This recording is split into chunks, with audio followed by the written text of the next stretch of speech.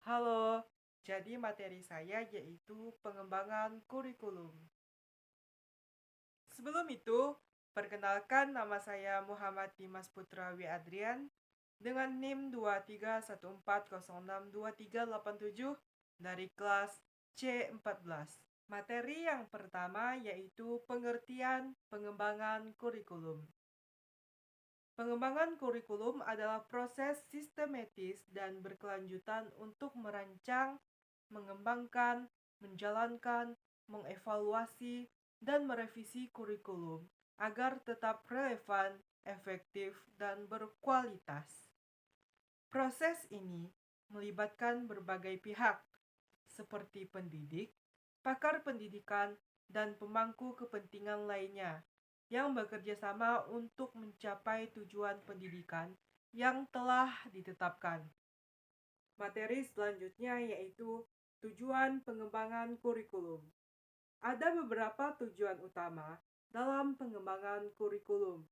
Yang pertama, meningkatkan kualitas pendidikan. Memastikan kurikulum yang dirancang dapat membantu peserta didik mencapai potensi maksimal mereka dan memenuhi kebutuhan belajar mereka. Yang kedua, relevansi dengan kebutuhan zaman. Dengan menyesuaikan kurikulum dengan perkembangan ilmu pengetahuan, teknologi, dan kebutuhan dunia kerja. Yang ketiga, efisiensi dan efektivitas. Memastikan kurikulum yang dirancang dapat dijalankan secara efisien dan efektif dengan sumber daya yang tersedia. Yang keempat, peningkatan kualitas pendidik.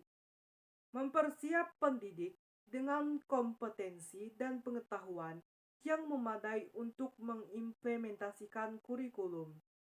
Yang kelima, fleksibilitas dan adaptabilitas. Membuat kurikulum yang fleksibel dan dapat diadaptasi dengan berbagai kondisi dan kebutuhan. Selanjutnya yaitu tahapan pengembangan kurikulum. Pengembangan kurikulum merupakan proses sistematis dan berkelanjutan yang melibatkan beberapa tahapan penting. Dimulai dengan tahap perencanaan, di mana kebutuhan peserta didik, masyarakat, dan dunia kerja dianalisis untuk merumuskan tujuan pendidikan dan kerangka kurikulum. Tahap pengembangan melibatkan perencanaan materi pembelajaran, pemilihan metode dan strategi pembelajaran, serta penyusunan sumber belajar dan sistem penilaian. Tahap kedua yaitu tahap pengembangan. Dalam tahap pengembangan ini dapat dibagi menjadi 3.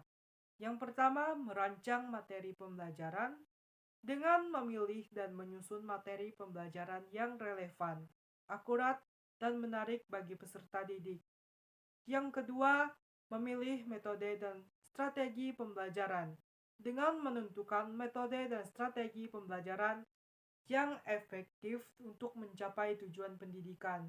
Yang ketiga, yaitu memilih dan menyusun sumber belajar dengan menyediakan berbagai sumber belajar seperti buku teks, media pembelajaran, dan sumber online yang dapat mendukung proses pembelajaran. Nah, tahap yang ketiga yaitu tahap implementasi. Tahap implementasi ini dibagi menjadi 2. Yang pertama, pelatihan pendidik. Dengan melatih pendidik agar memahami dan dapat mengimplementasikan kurikulum dengan efektif. Dan yang kedua yaitu pengumpulan data. Dengan mengumpulkan data tentang pelaksanaan kurikulum, pencapaian peserta didik, dan kendala yang dihadapi. Tahap keempat yaitu tahap evaluasi. Evaluasi dibagi menjadi 2, yaitu evaluasi formatif dan evaluasi sumatif. Evaluasi formatif yaitu evaluasi yang dilakukan secara berkala selama proses pembelajaran untuk memantau perkembangan dan efektivitas kurikulum. Sedangkan Evaluasi sumatif yaitu evaluasi yang dilakukan pada akhir periode pembelajaran untuk mengetahui pencapaian tujuan pendidikan dan efektivitas keseluruhan kurikulum. Nah, tahap yang kelima yaitu tahap revisi.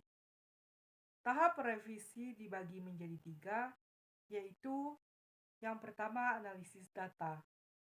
Menganalisis data yang terkumpul dari evaluasi untuk mengidentifikasi area yang perlu diperbaiki. Yang kedua yaitu perbaikan dan penyempurnaan. Memperbaiki dan menyempurnakan kurikulum berdasarkan hasil evaluasi. Yang ketiga, implementasi ulang. Menerapkan kembali kurikulum yang telah direvisi dan memantau efektivitasnya. Materi selanjutnya yaitu kurikulum yang pernah diterapkan di Indonesia. Kurikulum yang pertama yaitu Rencana Pelajaran pada tahun 1947. Kurikulum pertama yang lahir pada masa kemerdekaan memakai istilah Leerplan. Dalam bahasa Belanda, artinya rencana pembelajaran atau pelajaran. Lebih populer daripada kurikulum bahasa Inggris.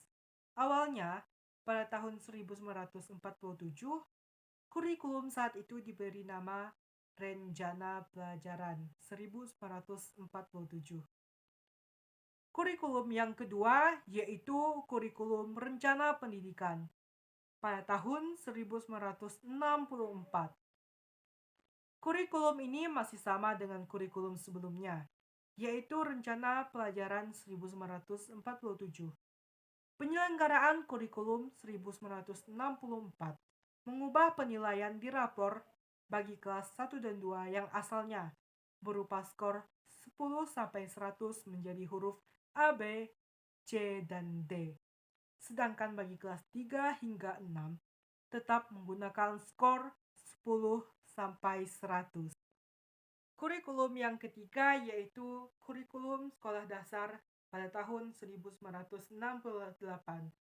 Kurikulum ini merupakan kurikulum terintegrasi pertama di Indonesia. Beberapa mata pelajaran seperti sejarah, ilmu bumi, dan beberapa cabang ilmu sosial mengalami fusi menjadi ilmu pengetahuan sosial atau ilmu sosial. Beberapa mata pelajaran seperti ilmu hayat, ilmu alam, dan sebagainya mengalami perpaduan menjadi ilmu pengetahuan alam atau IPS atau IPA atau yang sekarang sering disebut dengan sains. Kurikulum yang keempat yaitu kurikulum PPSP pada tahun 1973. Kurikulum Proyek Perintis Sekolah Pembangunan atau PPSP merupakan perubahan kurikulum pendidikan pada masa pemerintahan Orde Baru atau Orba. Kurikulum yang kelima yaitu kurikulum sekolah dasar pada tahun 1975. Kurikulum SD disusun dengan kolom-kolom yang sangat rinci. Kurikulum ini merupakan penyempurnaan dari kurikulum 1973 secara menyeluruh. Kurikulum yang keenam yaitu kurikulum 1984. Kurikulum 1984 merupakan penyempurnaan kurikulum 1975. Nah, kurikulum ketujuh yaitu kurikulum 1994. Kurikulum ini merupakan penyempurnaan dari kurikulum sebelumnya yaitu kurikulum 1984. Kurikulum yang ke-8 yaitu kurikulum 1997. Kurikulum ini merupakan revisi dari kurikulum sebelumnya yaitu kurikulum 1994. Kurikulum yang ke-9 yaitu kurikulum berbasis kompetensi atau KBK pada tahun 2004. Kurikulum KBK ini belum diterapkan di seluruh sekolah di Indonesia. Beberapa sekolah telah dijadikan uji coba dalam rangka proses pengembangan kurikulum ini.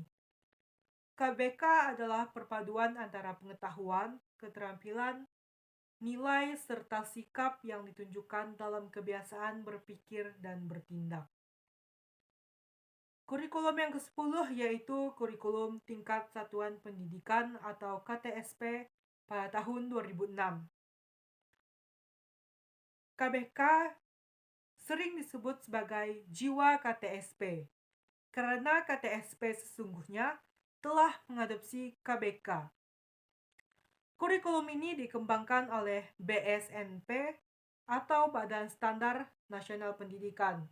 Perbedaan dengan kurikulum 2004 tertera pada kewenangan dalam penyusunannya, yaitu mengacu pada jiwa dan desentralisasi dalam pendidikan Indonesia. Kurikulum yang ke-11 yaitu kurikulum 2013 atau K13. Kurikulum ini lebih ditekankan pada kompetensi dengan pemikiran, kompetensi berbasis sikap, keterampilan, dan pengetahuan kurikulum yang dapat menghasilkan insan Indonesia yang produktif, kreatif, inovatif, efektif melalui penguatan aspek sikap, keterampilan, dan pengetahuan yang terintegritas. Kurikulum yang ke-12 atau terakhir yaitu Kurikulum Merdeka pada tahun 2022. Kurikulum Merdeka diluncurkan tahun 2022 sebagai salah satu program Merdeka Belajar untuk meningkatkan kualitas pembelajaran. Kurikulum ini fokus pada materi yang esensial dan pada pengembangan karakter profil pelajar Pancasila. Materi yang terakhir yaitu pentingnya pengembangan kurikulum. Pengembangan kurikulum sangat penting untuk memastikan bahwa pendidikan tetap relevan, efektif, dan berkualitas. Kurikulum yang baik dapat membantu peserta didik mencapai potensi maksimal mereka dan mempersiapkan mereka untuk menghadapi tantangan di masa depan. Kesimpulan, pengembangan kurikulum adalah proses sistematis dan berkelanjutan untuk merancang, mengembangkan, menjalankan, mengevaluasi, dan merevisi kurikulum agar tetap relevan, efektif, dan berkualitas.